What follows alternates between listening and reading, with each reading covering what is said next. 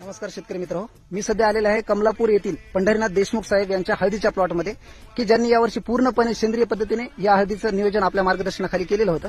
तर प्रत्यक्ष काय अनुभव आलेला आहे तर आपण शेतकऱ्यांना विचारू. नमस्कार साहेब.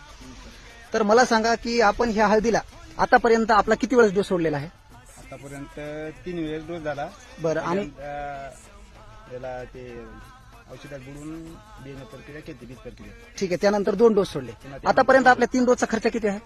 3 डोसचा खर्च 6,700 रुपये. हळदीमधलं सध्याचं तुम्हाला म्हणजे पोझिशन काय आहे सांगते की कमी खर्चामध्ये कसं किती रिझल्ट आलेले काय? आता सध्या फुटवे चांगले आहेत, बरोबर.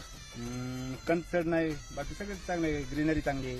अच्छा, म्हणजे एकदम कमी खर्चामध्ये तुम्हाला समाधानकारक रिझल्ट मिळालेले आहेत. एकदम मस्त. ओके, धन्यवाद.